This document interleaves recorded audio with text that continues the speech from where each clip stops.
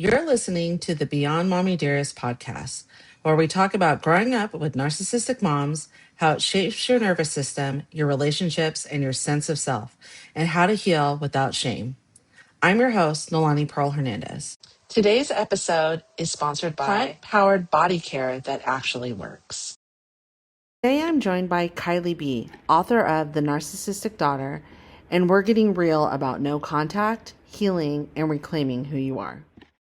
Kylie, thank you so much for being here with me today.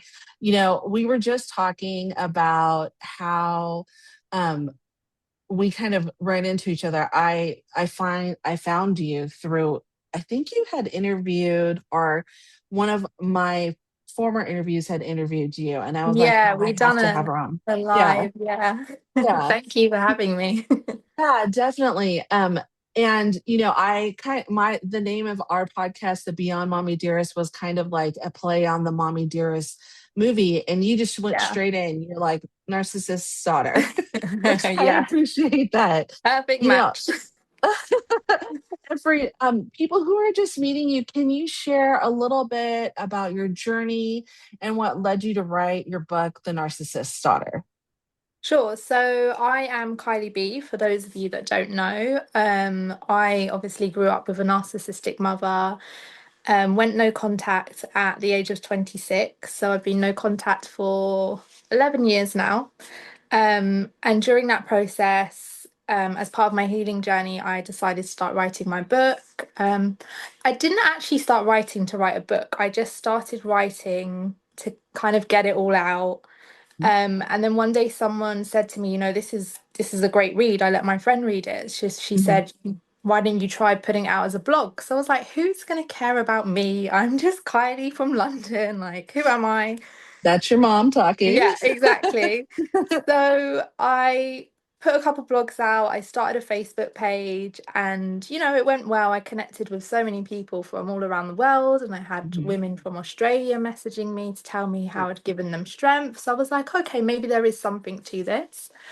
Anyway, fast forward to today, that Facebook page now sits at 122,000 followers. Oh my gosh, that's So so many. thank Holy you. cow. So during that process, I realized, okay, people do care. People do Mhm, need to hear my story, and I need to mhm. get it out. So I put more structure to my blogs, and I wrote a memoir, which is The Narcissist Daughter.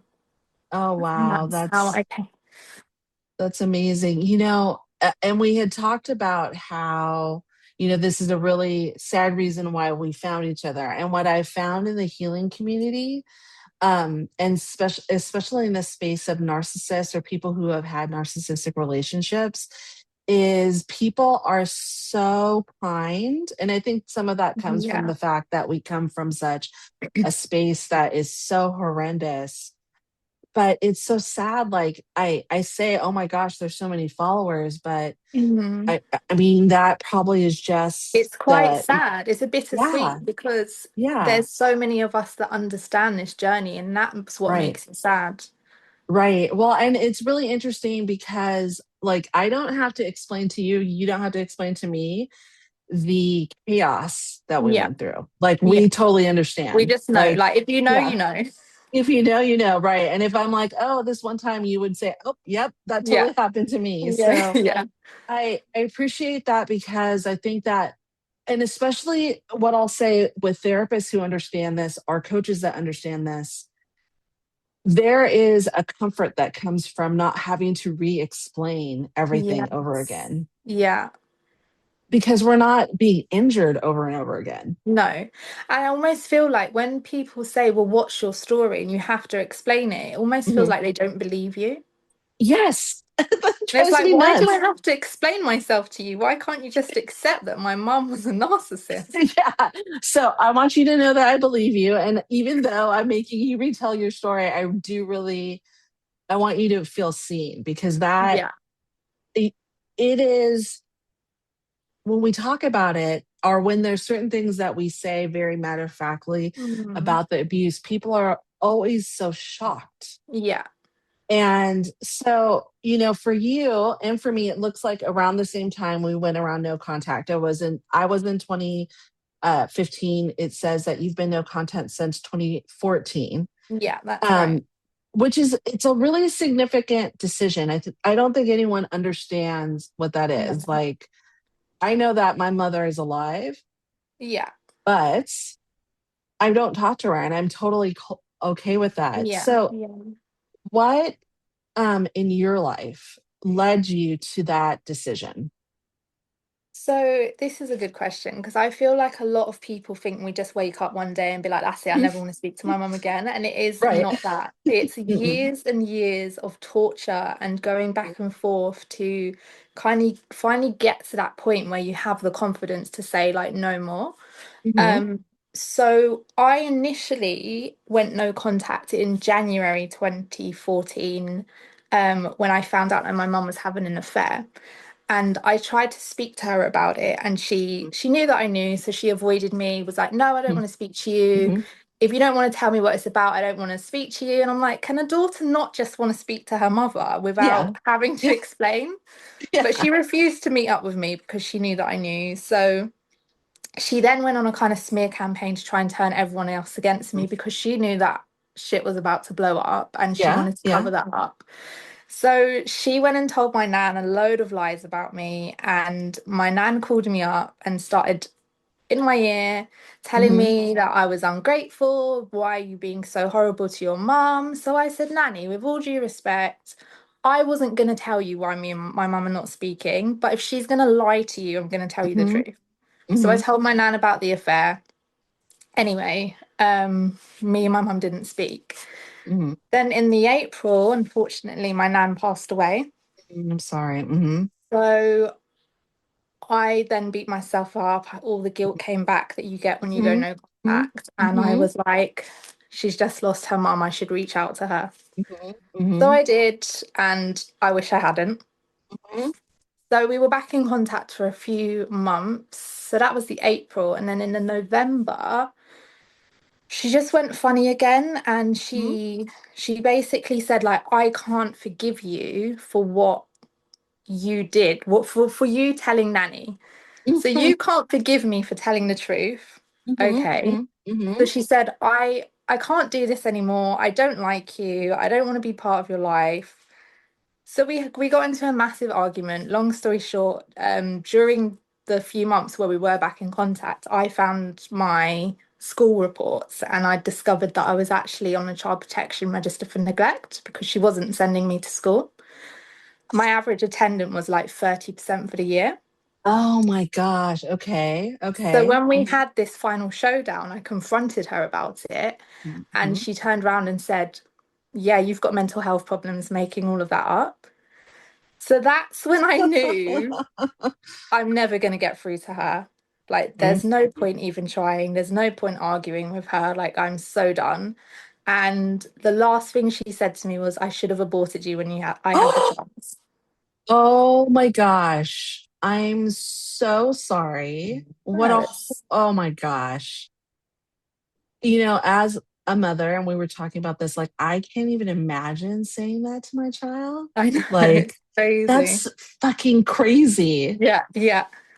But I Well, think now, because I was so calm yeah, in that conversation, she was yeah, trying to get to me. some But at kind of, that yeah, point, I was done.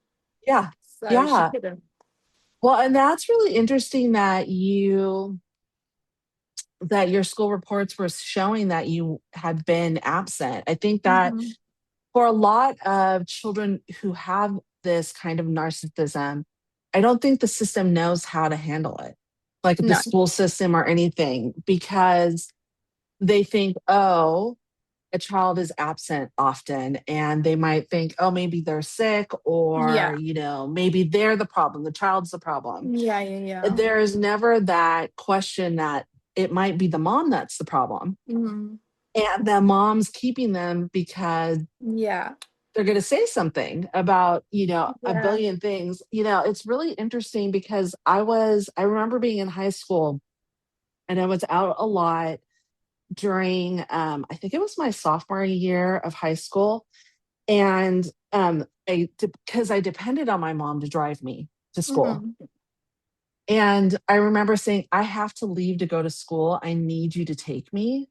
And my hair was really long at the time. I started walking out the door and she just grabbed it and pulled me right down. My mom's teeny tiny, Wow. 4'11".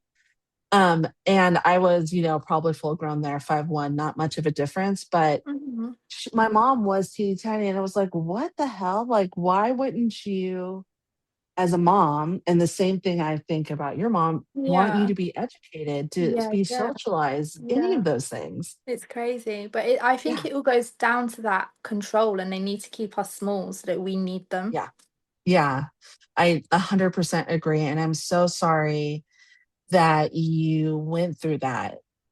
And at what point, or when did you decide? I know we talked a little bit about your friend saying, hey, you should really write this book, or you Mhm. should really make this public. But what made you decide to really kind of turn that personal healing into something public, to where now you have like 120,000 followers and you've created this book, Awaken the Phoenix? Like, what made you think of, okay, I got to do this now? Yeah. So I think it comes down to when I first discovered that my mum was a narcissist, I came across an article on maternal narcissism. And I Mm-hmm, didn't know that maternal narcissism was a thing. So when I was mm-hmm, reading this article, it was almost like a eureka moment in my head, like, oh my God, this is my life. This is a blueprint to my life. It all makes sense now. And I found so much comfort in that article that I was like, I want to give other people this comfort because at that point, I'd spent 27 years of my life mm-hmm, being confused and feeling like I mm-hmm, was alone and blaming myself. mm-hmm, I wanted to give other people that feeling that I had just discovered in that moment so that they knew mm-hmm, that they weren't alone. So that's why I started writing the book. Awaken the Phoenix is my online course. mm-hmm, That is more kind of the journey, the things that I did to heal. So mm-hmm. anything I do in my healing journey, I share that with my community. Like I'm so transparent, and if I try something, I'm going to let you know. If it works, it works. If it doesn't, it doesn't. I really love that, because I think for a lot of narcissistic survivors, there's like this sense of justice in us, Mm. where we are like, and as a result of being a narcissistic survivor, that like there's an oversharing that we have. So Yeah. we have to like adjust that to where it works really well. And I think in the past, before the internet and all these things, um, and where you're having like those kind of conversations, it can scare people off. Yeah. Whereas with this, it's like, give me more, give me more. People constantly are looking for that. Yeah. And the name of your course and of your book, it's really powerful. What does this represent for you and the people who have taken the course or read the book, or even the people that you serve? So I think the Phoenix name kind of comes from that's what I feel like my journey has been. I've had that Phoenix moment. I've had my rebirth. I've risen from the ashes that were meant to Mhm. kind of finish me off, and Right, I've come back a stronger person. right. So I have a really strong connection to the Phoenix, which is why that that course was named that. I love that. Looking back now, what are some of the dynamics in the relationship with your mom that at the time you didn't fully understand, but do now? I think I was always trying to please her. Mm-hmm, So I was always thinking like, what can I do more? How can I be a better daughter? I must be doing something wrong. Um, mm-hmm, you know, at a very young age as well, I was more of an adult. I was very mature. She hmm, hmm. involved me in a lot of adult things. So if there was adult arguments going on, I knew everything. I knew what was going on. She was confiding in Right, me. right, So it was really hard to kind of to deal with at a young child, to right, take on all those right. emotions. And I think as I've got older, I've realized how unnatural that was. Hmm, hmm. You know, uh, before, it sounds like even before you had this narcissism and abuse language, and what I will say is, over the course of the last 20 years, I've really seen it get a lot more defined. When I was in graduate school, working on my MFT, one of the things that we talked about is there was like a really small like version of like this is what abuse is and this is what narcissism Mhm. is. And one of the reasons why I went into that field was because in my psychology 101 class we had talked about narcissistic personality disorder. I was like, holy crap, that's my mom. Wow. And I was like, this is a lot. And what I will say is it's common for a lot of psychology students to be like, oh, I might be that, oh, I might be that.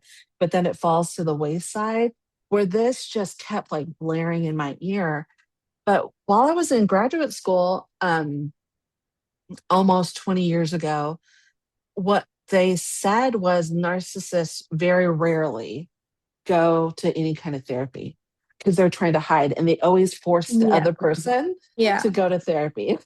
Yeah. And they don't see that they have a problem. There's No, nothing wrong in what they're doing, so they won't go to no, therapy. never, never. And that's the thing that makes it maddening, especially for Mm. people who are experiencing that. So, for you, because you didn't have that language, what did it feel like for you to kind of be in that environment? It was terrifying. Hmm. As a Hmm. child, not knowing what mood I was going to wake up to my mum being in. Was I Hmm. going to get the silent treatment today because I breathed wrong? Like it Hmm. was absolutely terrifying. And it was exhausting as well because you're Hmm. constantly having to adapt your emotions based off Hmm. hers. And, if she's in a bad mood, I'm going to Hmm. be walking on eggshells. And Hmm. as a Hmm. child, that's a lot to take on. Yeah, it's so crazy because I think about now when with my mom out of my life and whenever I have to deal even with narcissistic tendencies, like I am exhausted because Mm. it's such a different like flow when you're dealing Yeah. with it. And a lot of times when I was younger, and I would assume too for you when you were younger, and a lot of daughters or even sons that are going through this with their mother being a narcissist, they Hmm. often feel like they're too much and not enough at the same time. Yeah, yeah. So how did that show up for you, like growing up and now? Because one thing is we never get over it. Yeah. So like it pops up at like the most random time. So how did it show up for you then? And how does Mm. it show up for you now? So I always felt like I wasn't enough. I was always trying to do more to just to get my mum to love me. So, Hmm. I remember there was one time where there was like a school fete on, and I saved some, I don't even know where I got the money from, but I saved some money and I bought Hmm. her a Mother's Day present at the school fete. And Oh, I yeah, kept it hidden in my room because Mother's Day yeah. was like a week away, kept Hmm. it hidden. In the morning, I got up and I was like, this is going to make my mum really happy. She's going to be like really happy. She's going Hmm. to love me.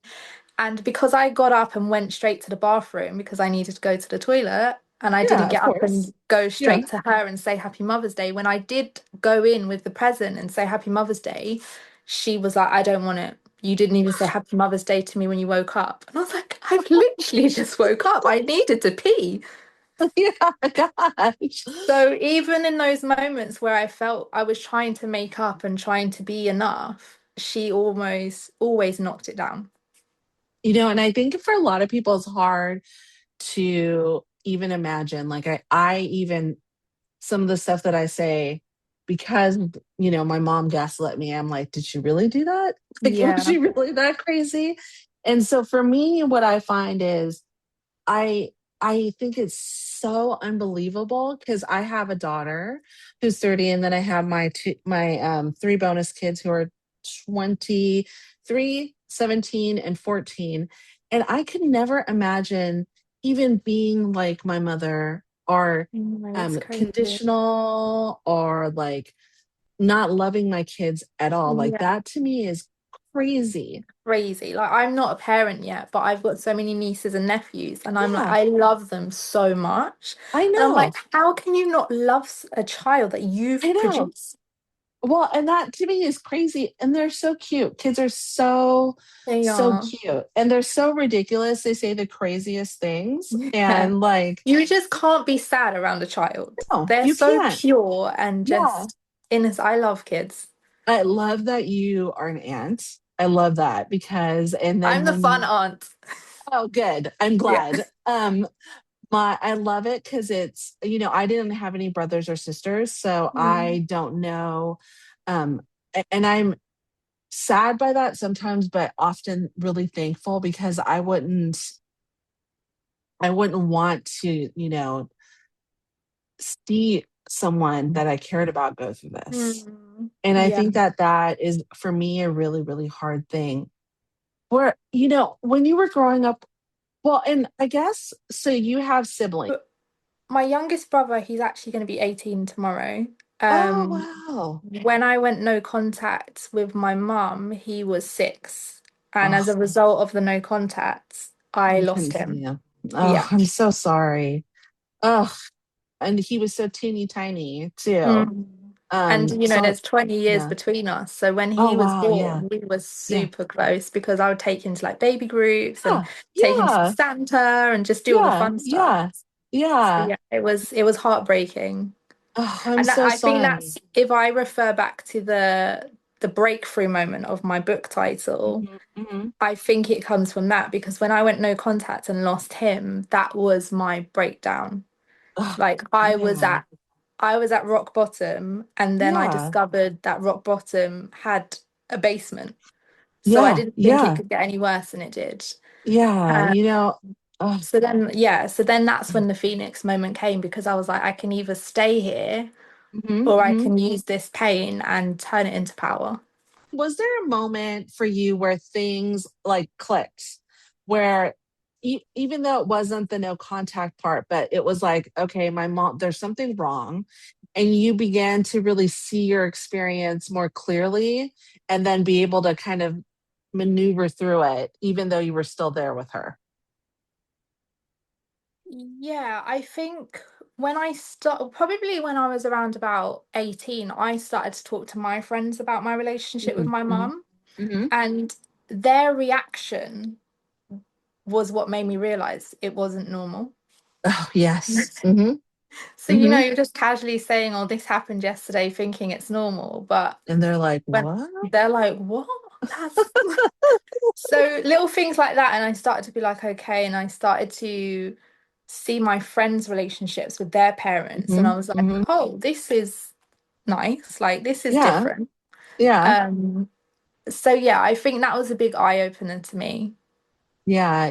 That um I know that that was one of the eye openers for me when I was at a friend's house, and her mom was a stay at home mom, so a little bit different. My mom worked full time, so did my dad. And I remember her mom was like, let's make some cookies. I was like, Mm. what? Make cookies? Like, that's weird. And she's like, here, I just made dinner. I was like, okay. And I equated it to less about my mom being a narcissist and more, oh, they're working all the She's time. busy, yeah. Yeah. And then I found out like they worked 4 days on and 4 days off. And I was like, but even on her off days, she doesn't like Yeah, yeah. take care of me. What? Like, So it was my very, mum was a stay-at-home mum and she didn't do anything. oh my Yeah. God. I'm so sorry. I'm gonna have to travel to the UK, and we're gonna have to like go do something. I have a whole collection of people that we gotta go see. So, you Yeah, know, definitely come. yeah. So, a lot of people say that going no contact is often a choice. Like, but it's all like definitely it is a choice, but there's a process that comes with it. Mm. And so what did you feel like that transition was like emotionally, and then also like in your body? How did Yeah. that feel for you? So I think when I finally went no contact, it kind of had been building up for about 7 years Mm-hmm. because I initially tried to go no contact when my mum was pregnant with my youngest brother.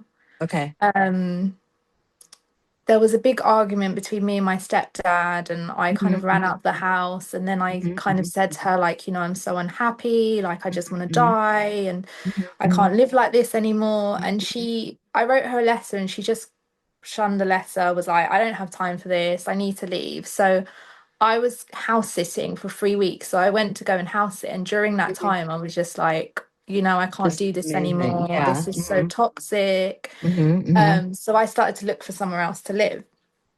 And she called me up when she realized that I was leaving. And she said to me, I'm going to abort the baby because I know that this is why you're acting up because you don't want me to have it.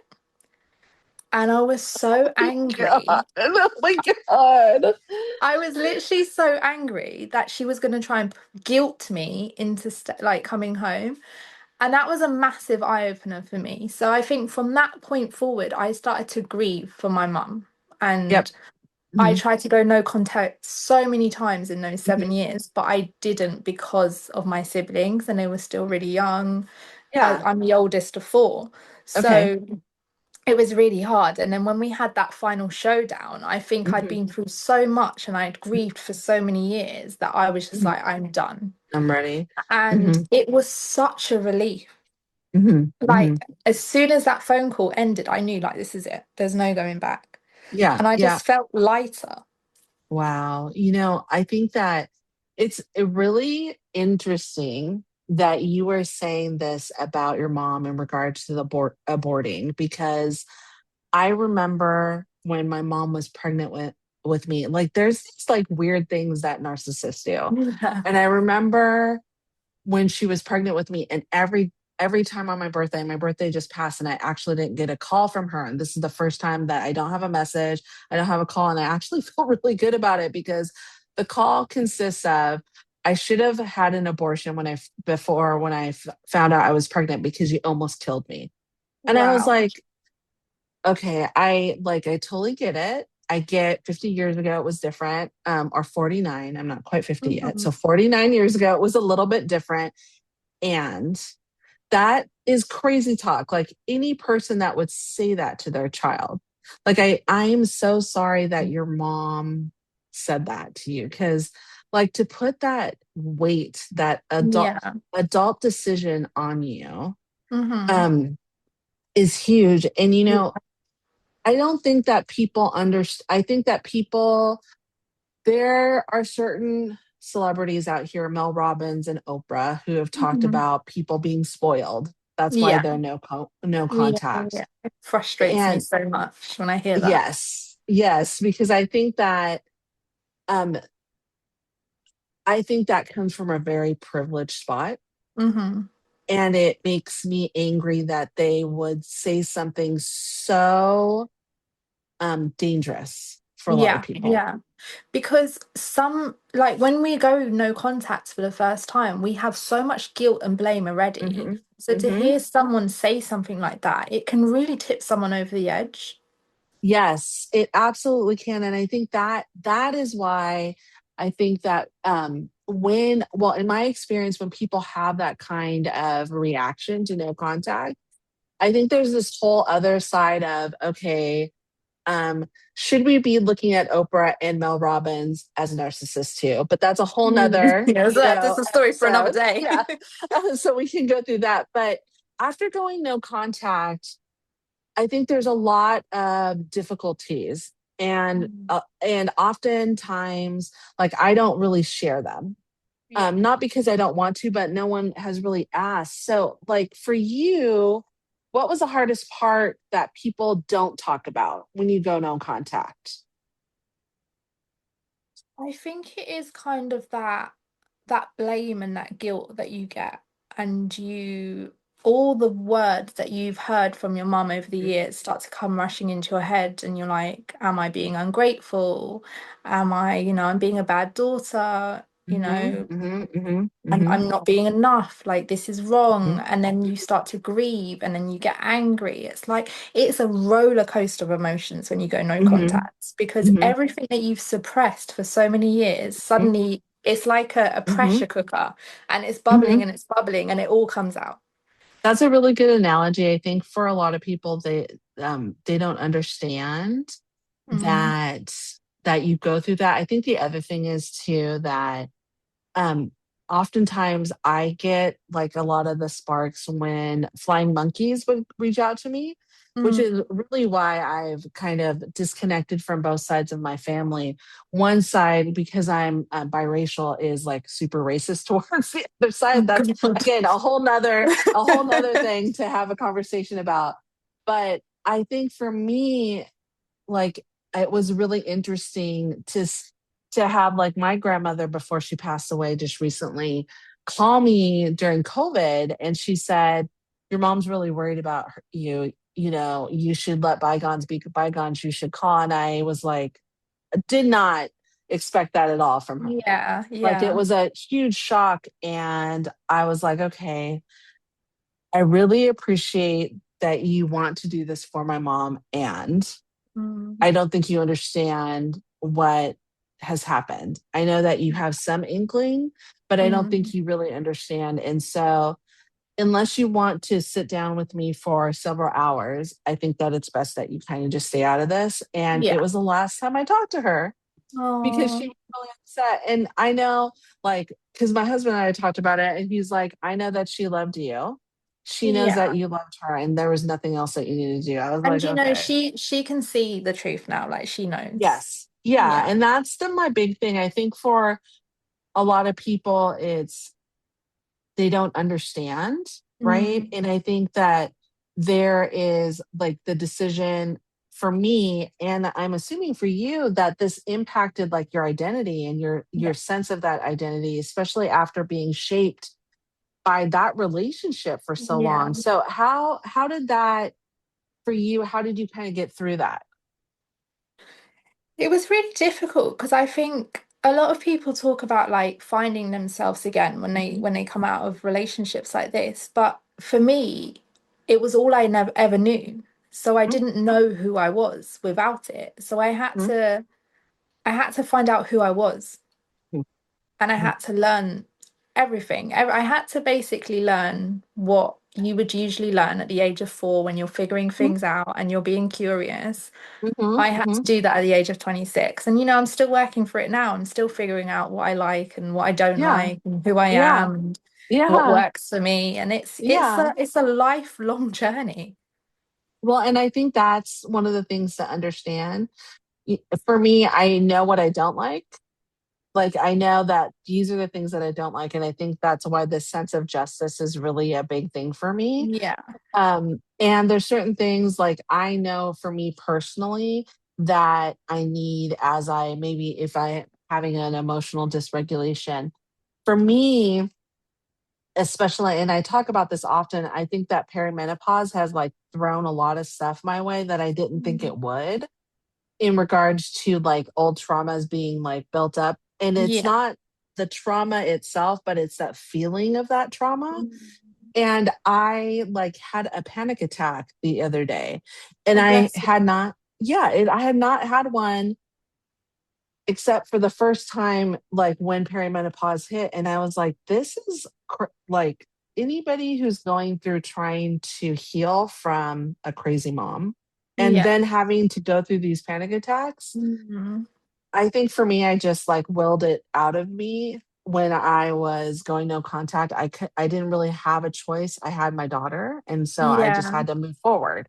Yeah. And so it's really like I know the things that work well for me during that time. I'm like, Mm. okay, I got to open the windows. I think mine was triggered just recently by smell. I had like Okay. a bunch of candles that were going on. And Yeah. so my husband's like, let's turn off the candles, let's open the window. And then I think that it should be okay. I was like, okay, And I think I felt that's a like really okay. important thing as well to work for your Yeah. triggers is have safe people around you. Oh my gosh. Yes. A hundred You percent. feel in safety, and it's so important to Yes. have those people around you. You know, I think for me, because he understands this kind of abuse, not that he received it or gave it in any other way, but he knows when I'm Mhm. in like a self-sabotage because that's something that Yeah, happens. yeah, Like yeah, as you get happy, you're like, yeah, but I'm not supposed to feel like this. yeah. And Yeah. so he's like, okay, I can see that you're going down this road. Let's talk about this. Or if I'm like really exhausted, he's like, okay, did you have a hard client? And we don't talk about clients, but he's like, did you have a hard client? My Mm. narcissistic abuse clients, we don't talk about. Our other clients we talk about, but not those specifically. And Yeah, he's like, yeah. and he like, well, give me in my blanket. Am I, I have these little Oh, great bless heating him. pads. Oh my gosh. And I'll post where we get these. There's this place in Santa Cruz. So we're in California that we get these and they're filled with Wow. rice and Oh, lavender. wow. And they just like you heat them up and like I Yeah. just have them on my lap. And Nice. he he is like, and I say this all the time, and there's an inside joke that he's the best husband. And he is the best husband. And like other people that I've had on, they're all, oh, my husband's the best, but yours is better. So, and I think that for every person, you'll find your person. Like if you Yeah. haven't found them yet, as you Yeah. will find a person. And that's okay if it takes a little time. Mhm. But once you find them, that it's like a puzzle piece. Yeah, yeah, yeah. It's like Definitely. a really beautiful thing. And I think that one of the things that I think is really beautiful is how you've really kind of rebuilt this self trust in yourself Mhm. after, I mean, 36 years or 26 years of going through this Mhm. with your mom, of being conditioned to doubt yourself. How did you really kind of start that process? And then, like, how do you continue to focus when you veer off? I think it is, like I said, it's an ongoing thing, but it goes back to my support network. Mm-hmm, And I've got a really strong circle around me. And when I have moments where I'm spiraling out, I will sit them down and I'll say, listen, this has hmm triggered me. You haven't hmm done anything wrong. It's nothing you've hmm done. It's a me Yep. thing. But I just need Right. to let you know that this is hmm what's going on. And they're like your husband, they're really good at recognizing when I'm spiraling and they'll calm I me love down that. and they'll make me feel safe. And, they just validate me. And I think that's so important because growing up never being validated, Yep. you Yep. start to question yourself and be like, am I Yep. overreacting? Am I Yes. being dramatic? So to have hmm someone say, no, it's okay for you to have those emotions and feel them, Right. it's it makes such a difference. Well, and I think, for me, we talked a little bit about having this chosen family. I think for me, especially with both sides of my family, I do talk to my dad. I joke that my dad has a tendency to draw narcissists. My mom, my stepmom, and I said the jury's still out on his current girlfriend, who I haven't met because he's up north.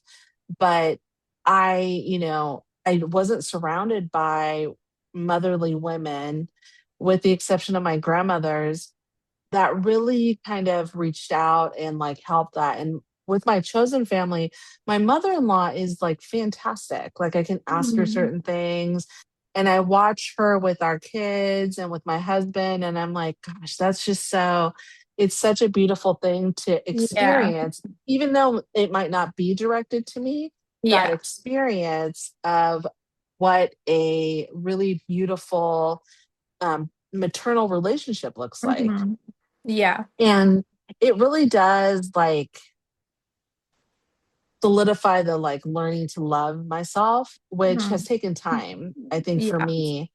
And what does that for you look like in like everyday moments? Like, what do you do in those moments to kind of solidify, you know what? I really love myself today. So I think I've kind of dug deep into inner child healing. So that Hmm has really, really helped me. Like go back to that little girl that didn't feel the love and show her that she was loved. I love Um, that. that has kind of taught me a lot. Hmm Um, and I feel so connected now to my inner child, and Love I that. feel like he's so nurtured. And hmm hmm I recently wrote a children's book because I felt Oh, like my inner child needed a story. I love So that. We're gonna put that in the notes. Show us the book so this we see it. is the children's book. It's a phoenix. Oh, how cute is that? I So love that it's little it's phoenix. about this little phoenix who she's living in a nest and it's not safe, Hmm. and you know, Hmm. she's all the emotions we feel growing up, and she Hmm. comes across an owl who tells her, you know, it's okay to leave if your nest is not safe. So she goes off on this journey to find her chosen family, and she comes across Aw, them and they love her and they celebrate her, and I yeah. love that. That's So so cute. I love I it. just felt like if my inner child had heard that story when she was younger, she Mm-hmm. would have had a lot more confidence, and there would have been no blaming, no wondering what she done wrong. And I yeah. love that. You know, I've I follow this Instagram. I can't remember. I'll share it in the Yeah. show notes, but there is this like farm out here in the US that has like a bunch of sheep and little lambs Oh and like wow. dogs and chickens and stuff. And they always are posting about their dogs going out with this little lamb that follows them, and they call it a shuppie because it's a Oh, sheep and she puppy. thinks that she's a puppy. Oh, that's so She cute. I thinks, need to meet yeah. her. Okay, I will share. I'm going to send you the I'm video. gonna come to California Oh, now good. just to meet her.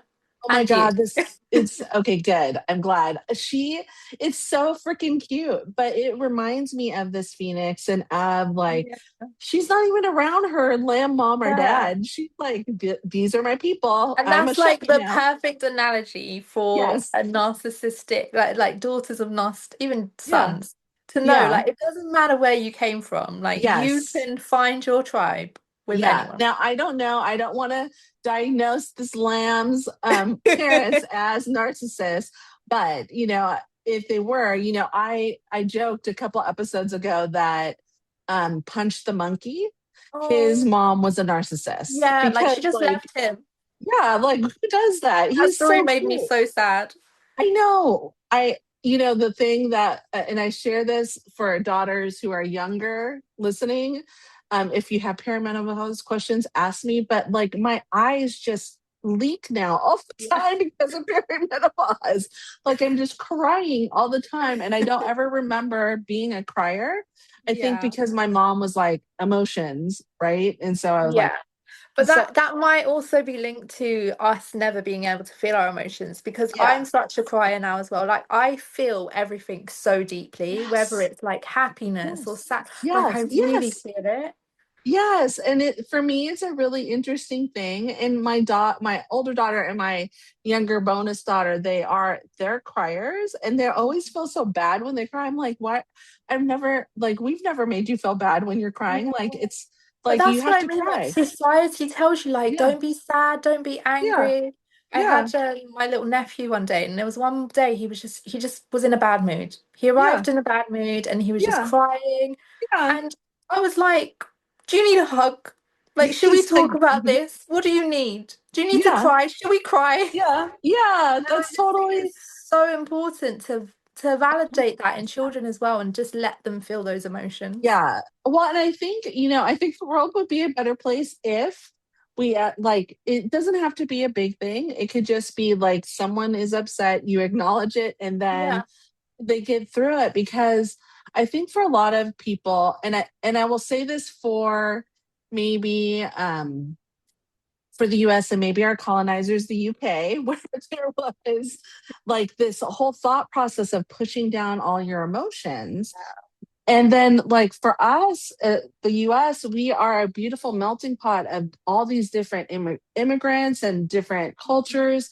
And they all are so different. And Yeah. we watch and the history like shows that those cultures that have been able to like talk about their emotions, display their emotions, do that stuff historically are a lot better off. And what we like in the US have done is nope, you're angry if you do Yeah. that. Nope, and Yeah. Yeah. that is not a good thing. So It's not a good thing. ugh, I so honestly believe that if you suppress your emotions, it's mhm. going to manifest into illness Oh, and yeah. 100%. I think that it will manifest into other things, right? And Yeah. for people, especially like for me, I don't know if you experience that. I pick at my fingers. Like I'm constantly when I'm anxious because I think Yeah. that's what I did when I was with my mom. or like I have a jittery leg where I just, I have a jittery leg, yeah. yeah, where the like I bounce it up and down, Yeah, or yeah. there's certain things that Sometimes we, I'll do that to my hair, or just like, yep, I do that yeah. too. Yeah. So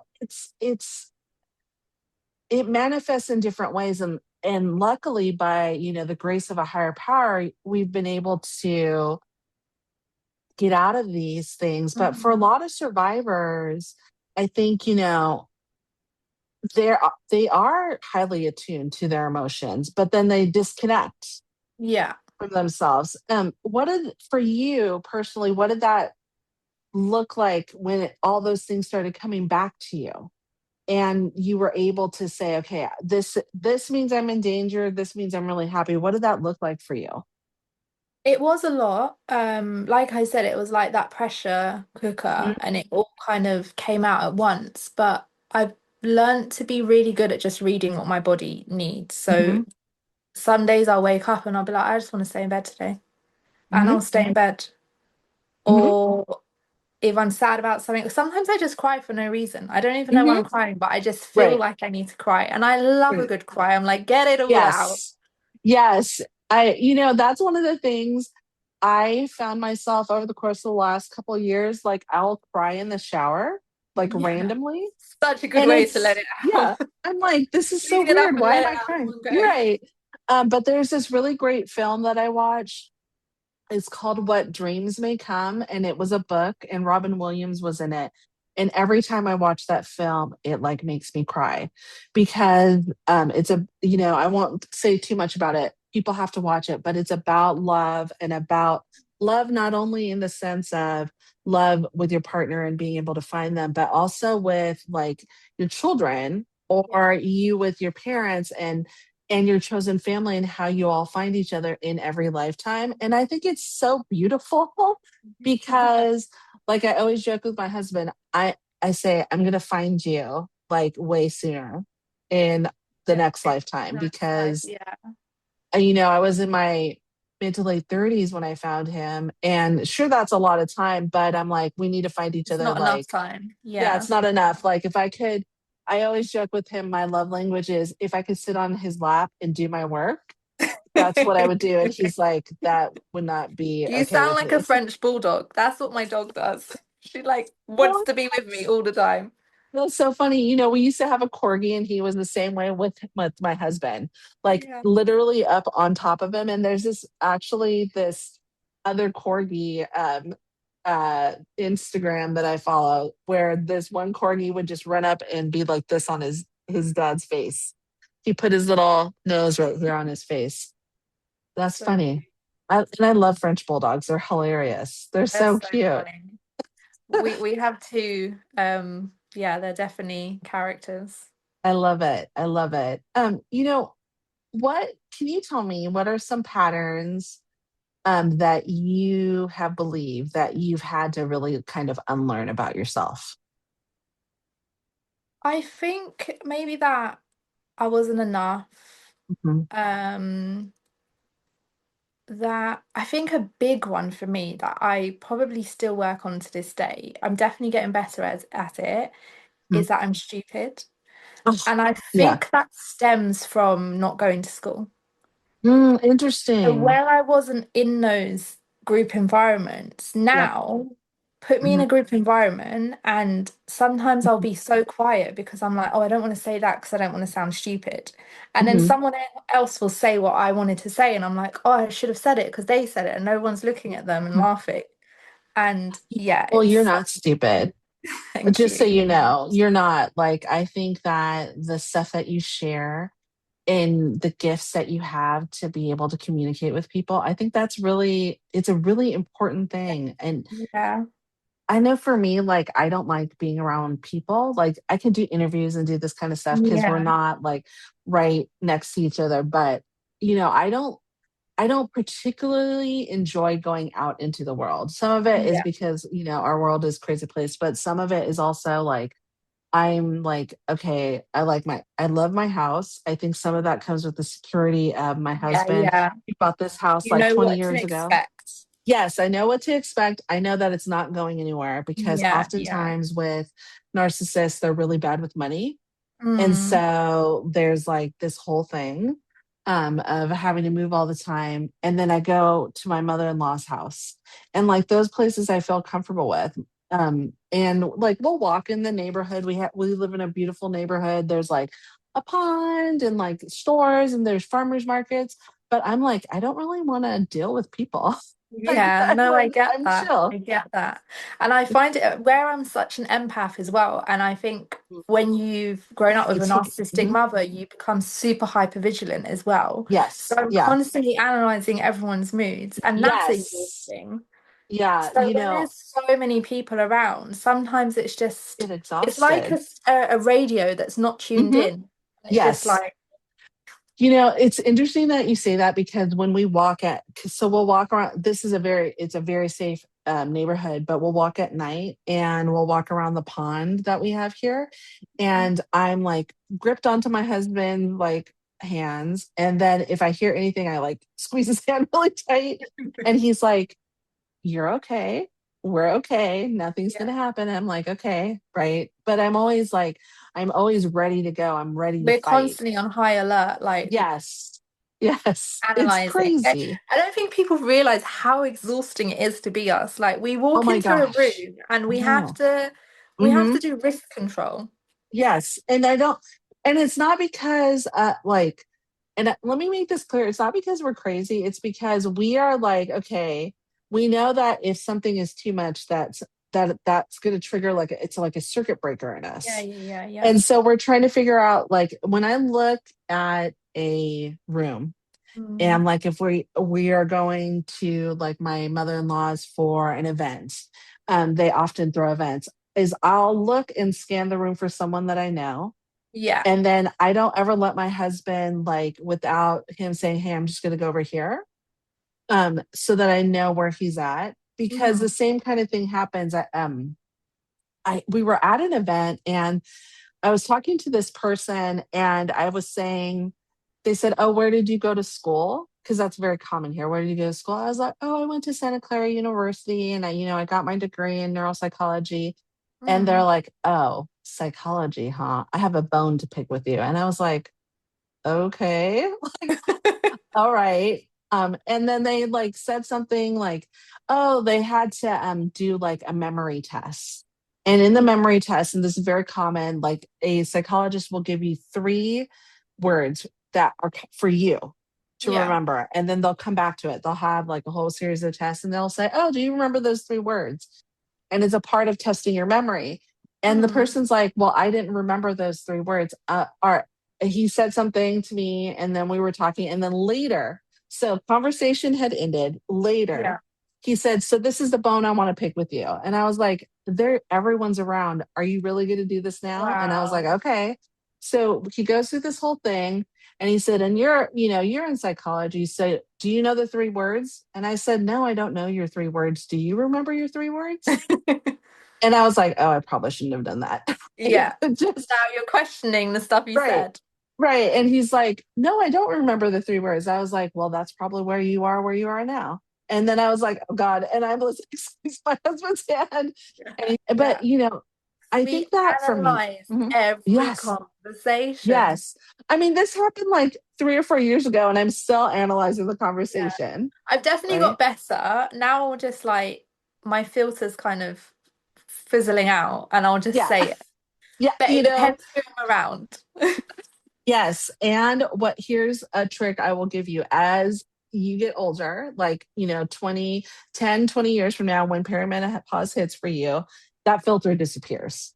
Hmm. Like it's completely gone for Yeah. me. And I think for me, what it's also done is, for a lot of the family that I used to be around, probably like 5 years ago, like I won't even be around them anymore because I'm like, okay, I'm good. Because Yeah.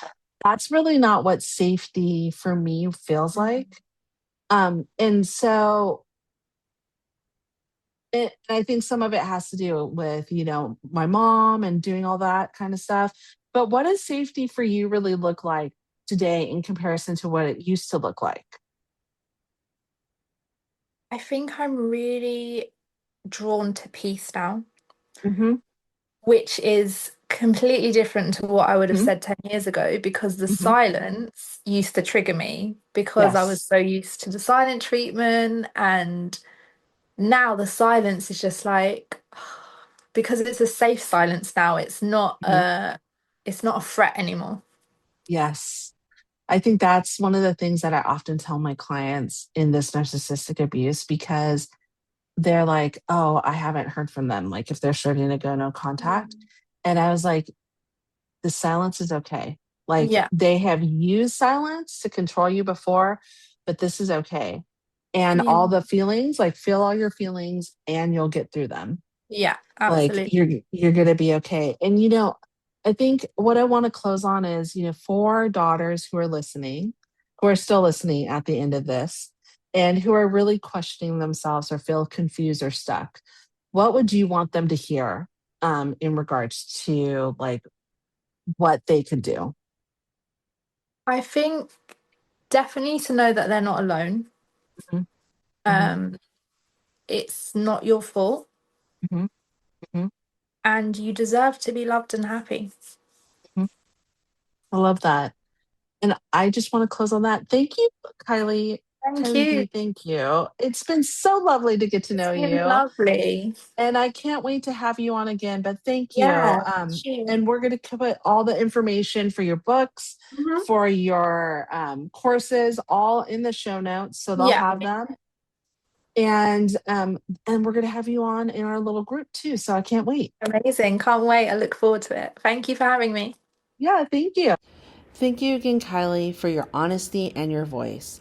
And to everyone listening, if this felt familiar, trust yourself. Your experience is real and your healing matters.